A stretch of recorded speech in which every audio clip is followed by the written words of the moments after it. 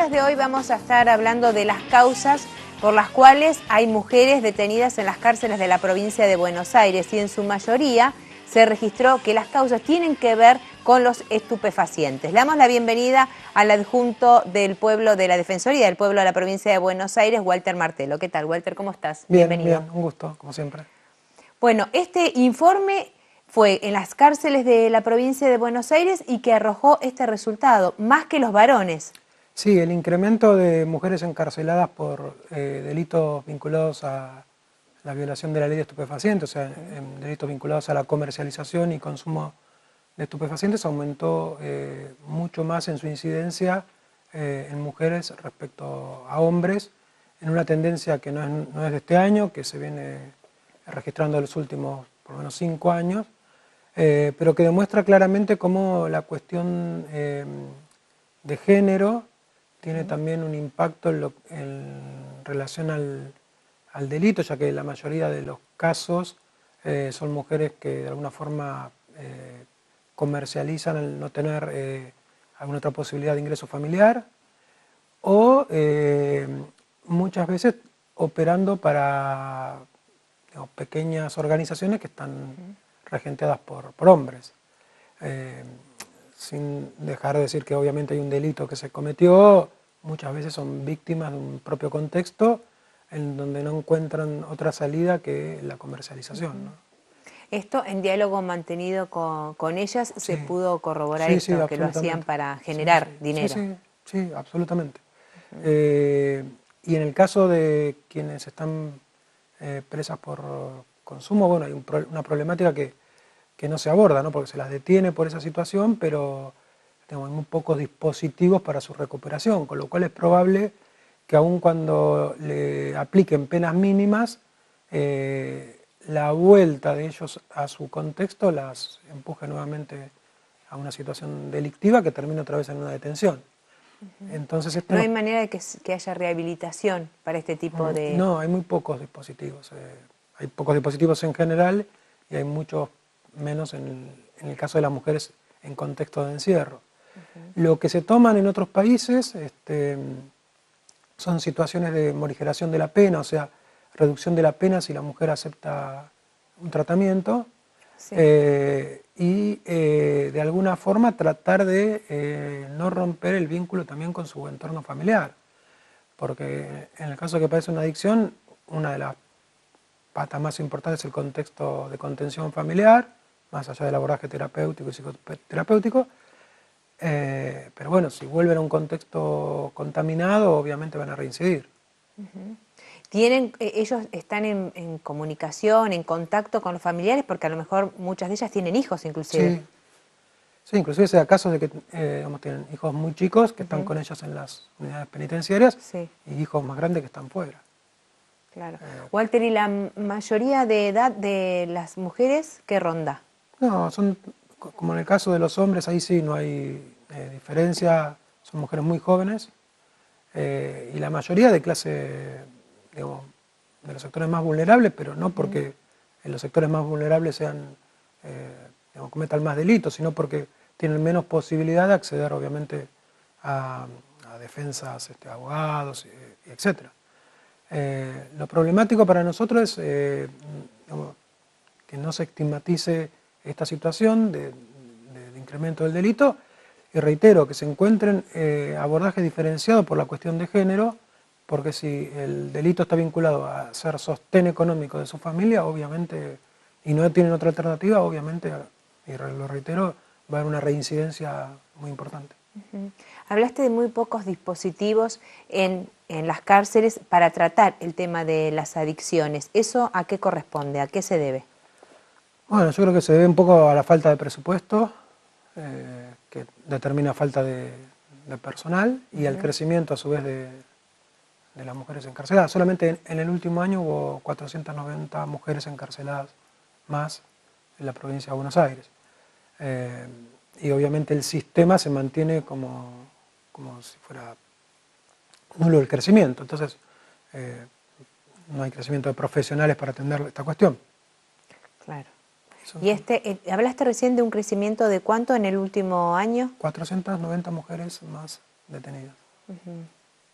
Más o menos lo que daba a conocer el informe era alrededor de un 30%. Sí, y en los últimos 5 años 90%.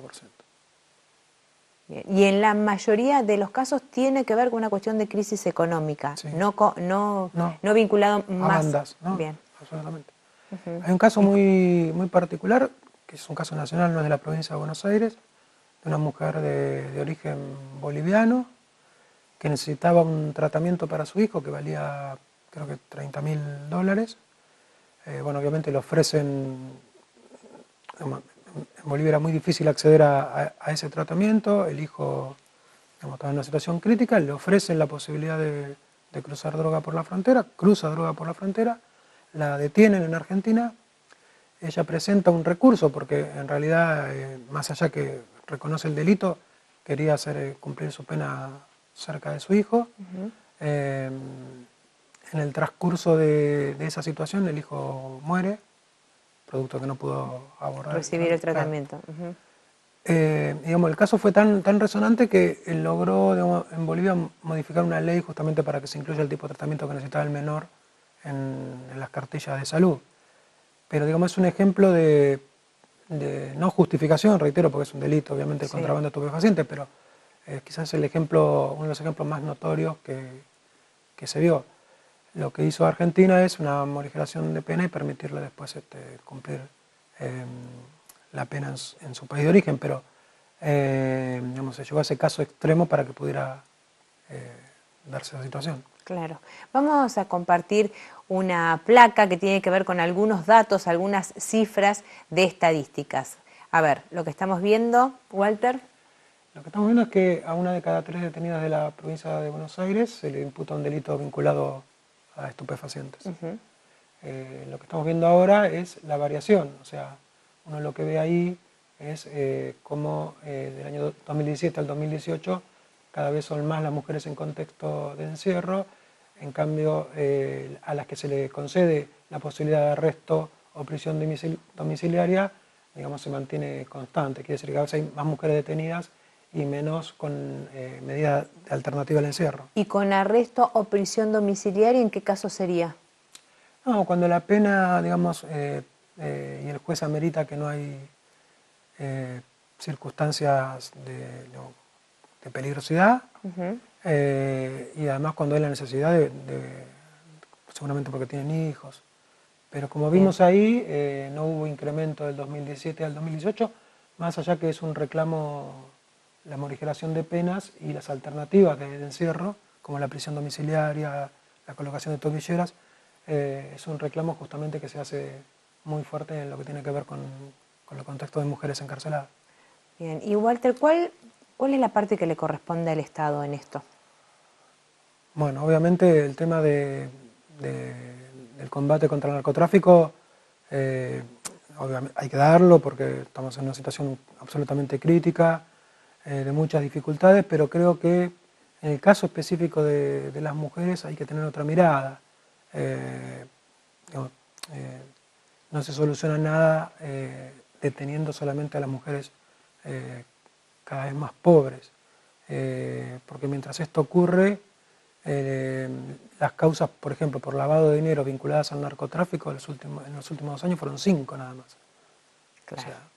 O sea, no tiene relación. Claro, hay una asimetría muy importante que, digamos, nosotros la exponemos como está bien que se persiga a quien comercializa en el último eslabón de la cadena, pero hay que poner la misma energía en lo que son las grandes bandas, ¿no?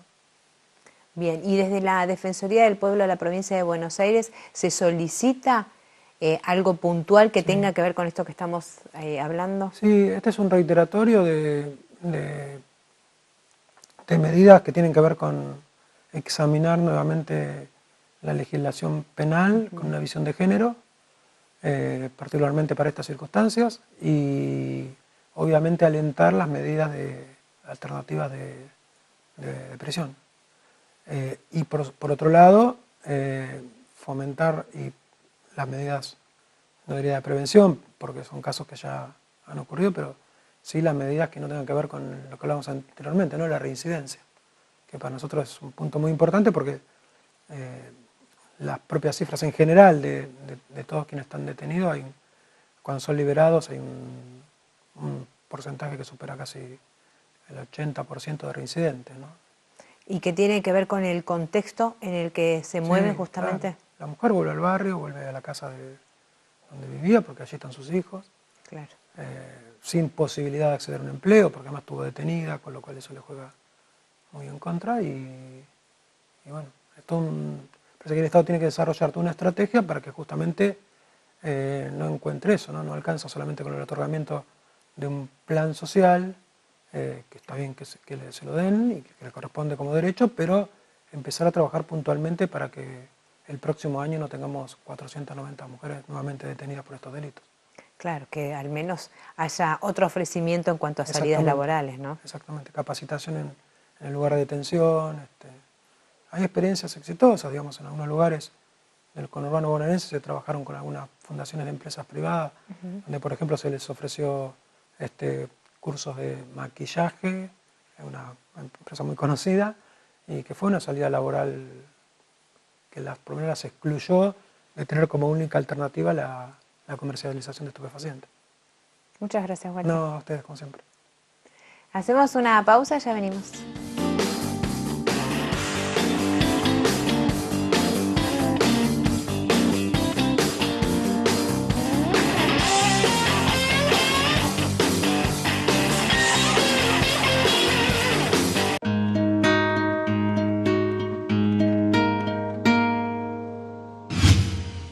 Imagen Platense, el canal de la ciudad.